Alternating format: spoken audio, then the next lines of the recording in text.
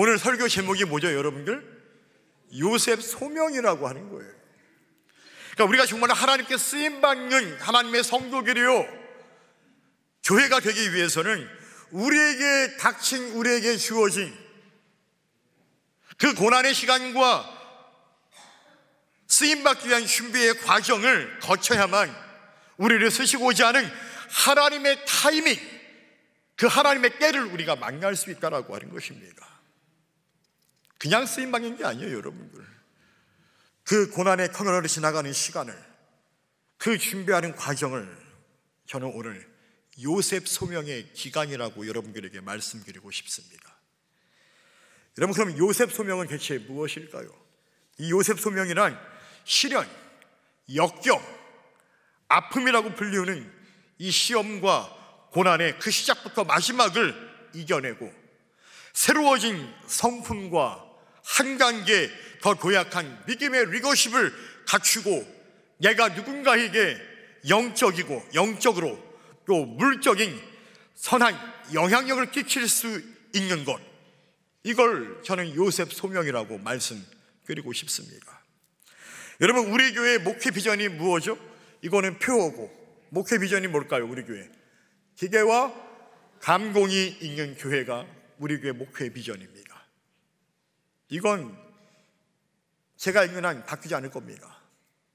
우리 강림소망교회는 정말로 기계와 감공이 있는 교회와 성도들이 계시기를 간절히 축원합니다.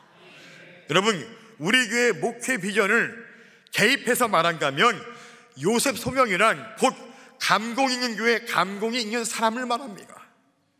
요셉처럼 시험과 그 고난을 이겨내고 그 긴 터널을 이겨내고 한 단계 업그레이드된 믿음의 리더십을 발휘하여서 누군가에게 얘가 선한 영향력을 끼칠 수 있는 영적 감화력을 발휘할 수 있는 감공이 있는 사람, 바로 그런 사람들이 저와 여러분들이 되기를 간절히 주님의 이름으로 축원합니다.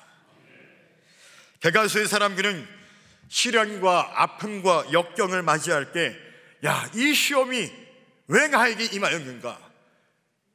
이 시험이, 이 고난이 대체 어디로부터 나에게 왔는가? 라고 하는 것에 우리의 관심을 집중합니다. 그러나 이 시험을 대할 때 우리가 항상 유념해야 할 것은 이 시험이 왜 나에게 왔고 이 시험이 어디로부터 나에게 왔는가에 대하여서 우리의 시선을 집중하는 것이 아니라 나에게 다가온, 나에게 닥친, 내가 맞닥뜨린 이 시험과 고난을 내가 대체 어떻게 대처를 해야 할 것인가, 바로 여기에 우리의 관심이 집중되어야 한다라고 하는 것입니다. 그런 측면에서 이 요셉이라고 하는 인물은 우리에게 상당한 바로미터가 된다라고 하는 것입니다. 여러분, 성경을 보게 되면 시험과 고난이라고 하는 것은 다양한 형태로 우리에게 다가오기 마련입니다. 다가오게 됨을 보여주고 있습니다. 때로는 하나님께서 우리에게 테스트를 하실 목적으로 우리에게 시험과 고난을 주십니다. 대표적으로 아브라함이 받은 시험과 고난이 바로 그것입니다. 모리아산에서 자신의 아들을 제물로 바치라고 하는 그 시험, 그것은 하나님의 테스트였습니다. 반대로 사탄은 템테이션, 우리를 죄의 유혹 가운데 빠뜨리게 하기 위해서 우리를 시험하고 우리에게 고난을 가져가 준다라고 하는 거죠. 하나님과 멀어뜨리기 위해서, 하나님을 원망하게 만들기 위해서. 그렇지만 대다수의 경우는 인간의 그 욕심과 탐욕, 시기와 실패라는 그 본성적 죄로 말미암아 불순종의 죄의 형태로, 그 형태가 우리에게 시험과 고난을 가져가 주기고 한다라고 하는 것입니다. 여러분, 예를 들면 사사기를 보게 되면 하나님께서 하나님의 말씀에 순종치 못하는 이스라엘 백성들을 어떻게 하십니까? 이민족을 들어 사용하셔서 그들을 침략하게 하셔서 그들을 힘들게 하십니다. 그들에게 고난을 주십니다. 그 고난은 너희들 내 말 안 그렇지? 어디 당해봐라. 그래서 허락한 고난이 아닙니까? 다시 그들을 깨닫게 하기 위해서, 돌아오게 하기 위해서 그들에게 고난이라고 하는 퀘스트를 다시 주신다라고 하는 것입니다. 그러나 우리가 욥기에서 볼 수 있듯이 사탄은 먼저 하나님의 사람들을 하나님과 멀어지게 하도록, 하나님께 예배 드리지 못하도록 우리를 시험하고 우리에게 고난을 가져가 준다라고 하는 것이죠. 그리고 오늘 본문의 주인공인 요셉의 형들처럼 하나님의 말씀대로 살지 못하는 인간의 시기와 질투로 그 본성적인 죄의 모습이 우리를 시험에 들게 하는 경우도 있다라고 하는 것입니다. 이렇게 시험의 원인은 다양한 형태로 우리에게 다가온다라고 하는 것이죠. 다만 그 시험을 대하는 자세가 우리는 항상 나를 보지 못하고 그 어떤 대상에게로만 우리의 시선을 빼앗기고만 가는 것에 문제가 있다라고 하는 것이죠. 여러분, 제가 이런 질문을 한번 드려볼게요. 여러분 혹시 왕가를 아십니까?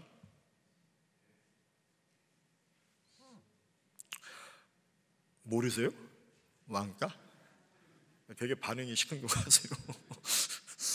여러분 왕가 아시죠? 예. 여러분 왕가를 당하면 좋아요, 싫어요? 왕가라는 건 없어져야 돼요. 이게 진짜 힘든 거예요, 여러분.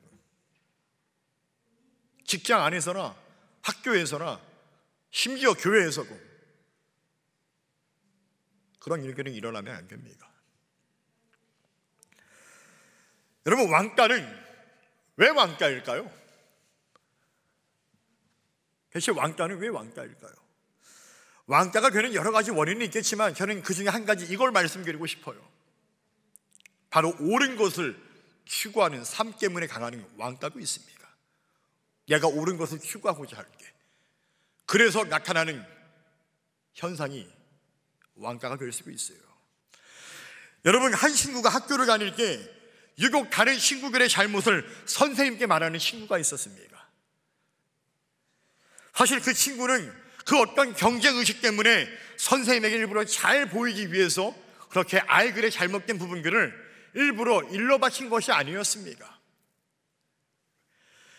어려서부터 부모님에게 그렇게 배웠고 그렇게 해야 함을 알고 있었기 때문에 이 친구는 그냥 자연스럽게 그거 잘못된 거니까 선생님이 알아야 되니까 그래서 이야기한 것뿐이에요. 그런데 이것이 자칫 아이들에게 오해를 받게 되었고 그래서 당하는 왕가를 그는 감내해야 했습니다.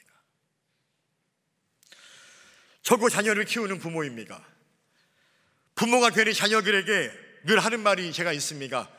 거짓말하면 안 된다. 거짓말하면 돼요, 안 돼요? 목소리가 별로 작네요, 생각보다. 해도 되나 봐요. 거짓말하면 돼요, 안 돼요? 하면 안 됩니다.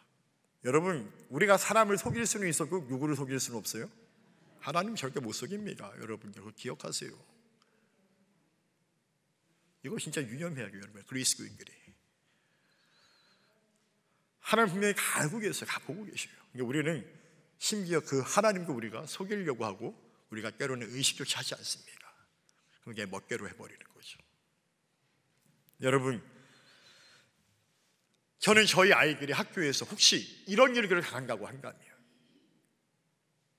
저는 부모로서 어떻게 자녀를 양육해야 할까요? 너가 그런 불이익을 당하려고 그것이 옳은 것이라고 하면 넌 그렇게 해야 된다. 아니면 그것 때문에 네가 힘들 수 있으니까 그냥 모른 척 해라. 그것도 세상 사는 하나의 방법이다. 이렇게 가르쳐야 될까요? 여러분들은 어떻게 하시겠습니까? 여러분, 제가 오늘 이런 말씀을 여러분들에게 드리는 이유는 뭐냐면 오늘 본문의 주인공인 요셉은 사실 형제들과의 사이에 있어서 바로 이런 문제로 인해 왕가를 당하였던 사람이었다는 얘기예요. 우리가 일반적으로 알고 있기에 요셉은 아버지 야곱의 편애 때문에 형들의 시기와 질투를 받았다라고 알 수 있겠지만은 그러나 사실 그렇지 않습니까? 성경을 보게 되면 이렇게 우리에게 기록하고 있는데요, 창세기 37장 2절을 같이 한번 읽어보겠습니다. 준비 시작.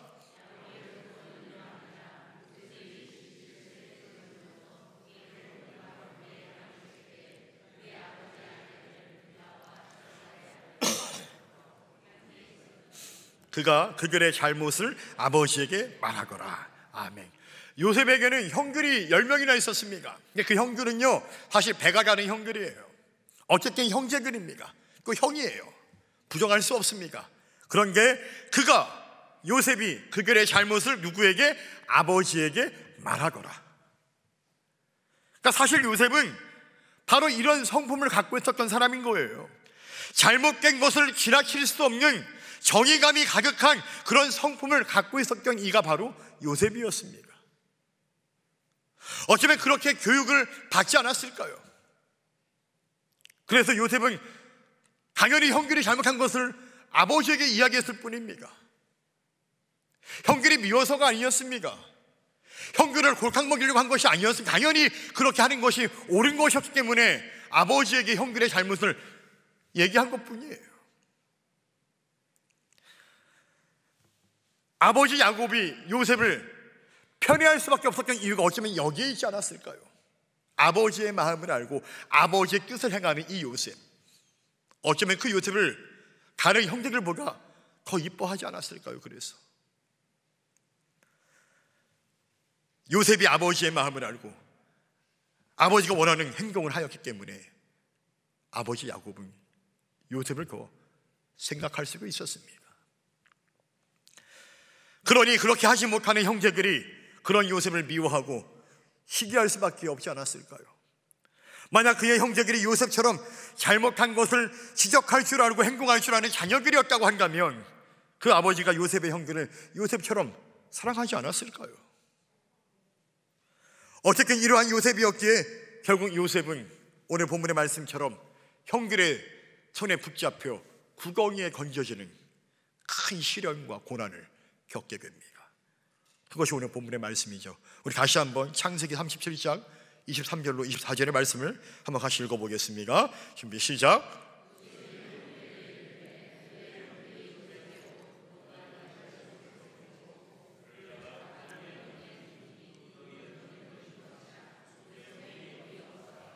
아멘. 여러분, 요셉이 건져진 구덩이는 어떤 구덩이입니까? 바로 역경을 말합니다. 바로 시련을 말합니다. 바로 아픔을 말합니다. 바로 고난을 말합니다. 이제 요셉은 아버지가 원하는 삶을 살게 되다 보니까 구덩이에 버려지는 역경을 경험하게 됩니다. 여러분, 여기서 우리가 발견하게 되는 신앙의 원리가 하나 있습니다.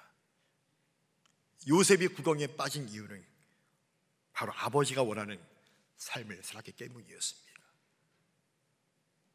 다시 말해서 이것은 오늘날 예수 그리스도를 믿음으로 말미암아 하나님의 자녀가 된 성도들이 요셉처럼 하나님의 말씀에 순종하는 삶을 살다 보면 반드시 역경과 고난을 맞이하게 된다라고 하는 것입니다. 다시 말해 구덩이에 빠지는 경험을 하게 된다라고 하는 것입니다.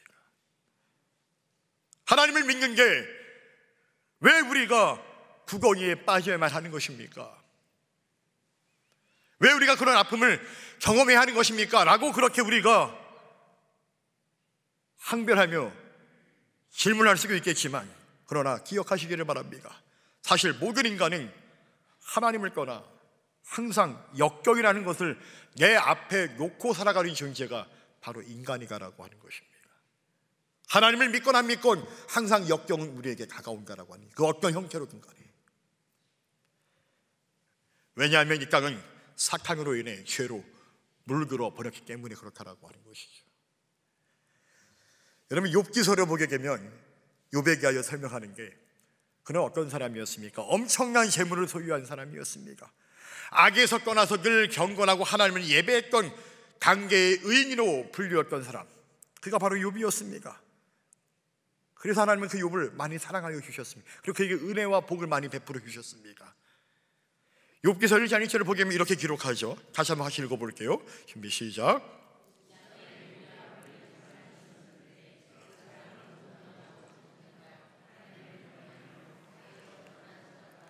아멘. 이런 욥에게 어느 날 큰 시련이 다가옵니다. 그 배경은 무엇입니까? 하나님과 사탄 때문이었습니다. 욥기서 1장 7절을 보게 되면 어느 날 사탄이 하나님 앞에 다가오게 되었습니다. 하나님이 사탄에게 묻습니다. 내가 어디서 왔느냐라고 물으니까 사탄이 대답하기를 땅을 구르 고라 여기저기 다녀왔나이다. 우리 같이 말씀을 읽어볼까요? 준비 시작. 여호와께서 사탄에게 이르시되 내가 어디서 왔느냐. 사탄이 여호와께 대답하여 이르되 땅을 구르고라 여기저기 다녀왔나이다. 아멘. 여러분, 여기서 땅을 구르고라 여기저기 다녀왔다라고 하는 것은 사탄이 이 땅의 사람들에게, 이 세상의 사람들에게 곤경과 고통과 죄악을 유발하고 다녔다는 얘기예요. 여러분, 이해 되십니까?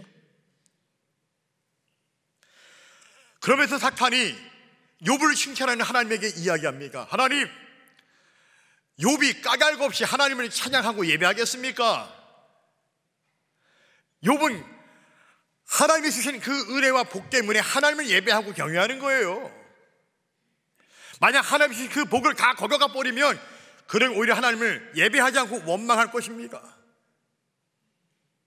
자신 있게 이야기합니다. 그러니까 하나님이 뭐라고 반응하세요? 그래? 그럼 한번 해봐라 네가. 대신에 조건이 있다. 욥은 건들면 안 된다. 그래서 사탄은 공식적으로 하나님의 결제를 받고 어떻게 합니까? 욥에게 요셉과 같은 구덩이를 파서 내걸져버립니다. 어떤 구덩이였습니까? 자식들을 다 잃어버리고 집안이 풍비박산나고 본인은 벽에 걸리고 하루아침에 인생이 무너져 내려버립니다. 여러분들은 어떻게 반응하시겠습니까?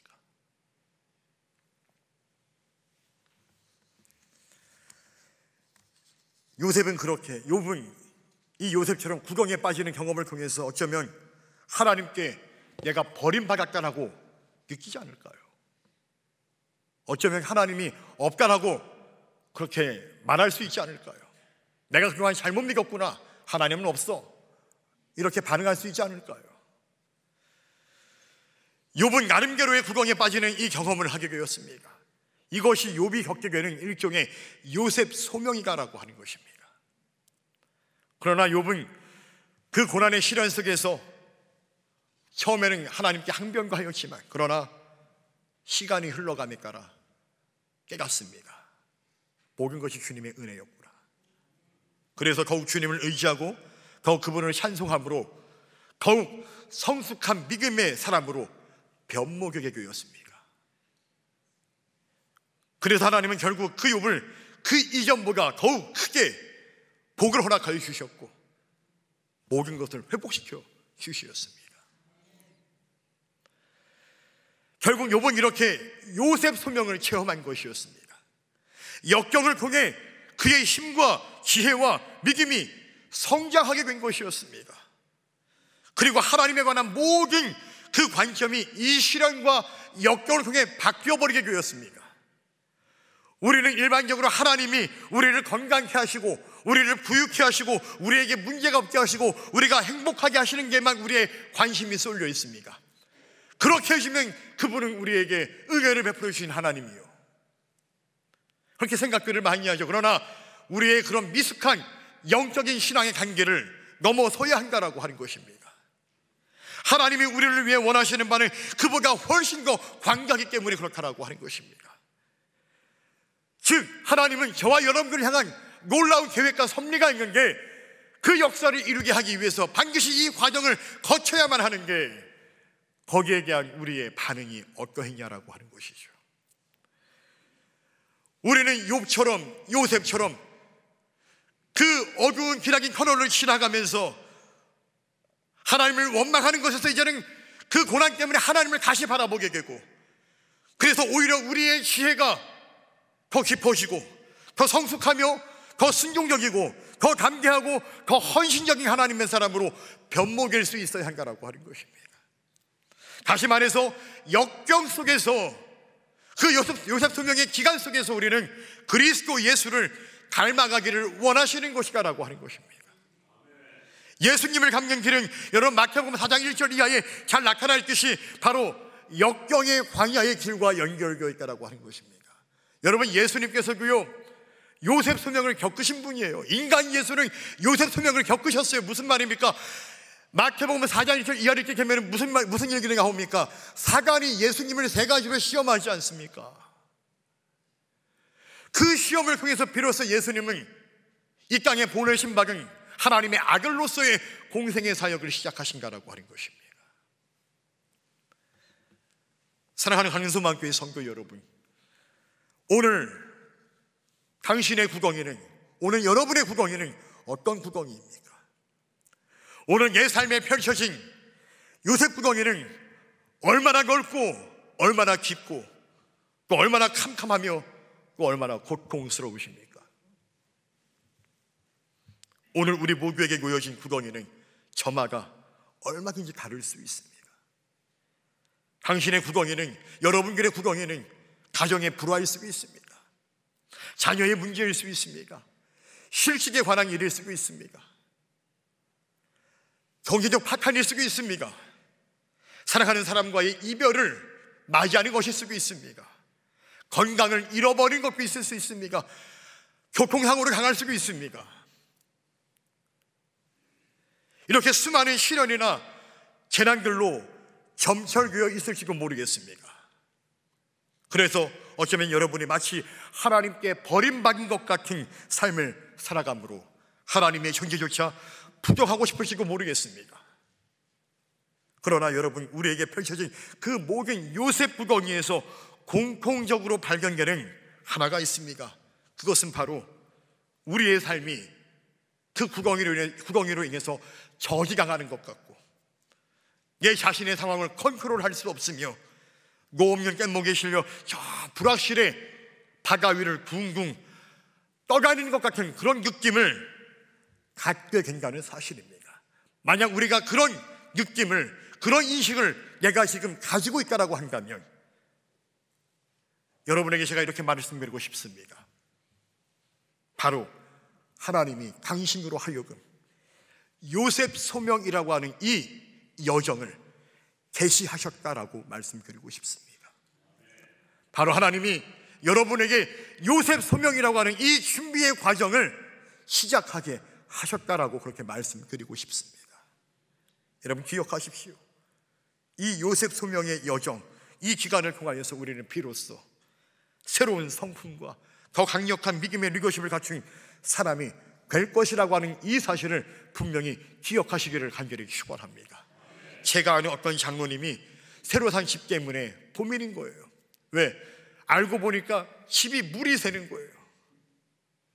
지하에 물이 엄청 새니까 하루에 저한테 연락이 왔어요. 목사님 한번 저한테 오셔서 기도 좀 해주세요. 가보니까는 새로 산 집인 게 일반 주택이거든요. 근데 지하에 물이 엄청 새는 거예요. 이런지 몰랐다는 거예요. 이걸 알았으면 안 샀을 게 이걸 몰랐다는 거예요. 여러분, 이분에게 이것은 뭐예요? 인생의 구덩이에요. 시키면 여러분들 구덩이에요. 지금 구덩이에 빠진 거예요. 그러니까 이분이 뭐라고 하시는지 아세요? 이 장로님이, 목사님, 하나님이 저에게 또 어떤 은혜를 주시려고 하시는지 모르겠습니까? 오히려 기대가 되네요. 할렐루야, 할렐루야. 여러분, 이런 은혜와 믿음이 있기를 간절히 축원합니다.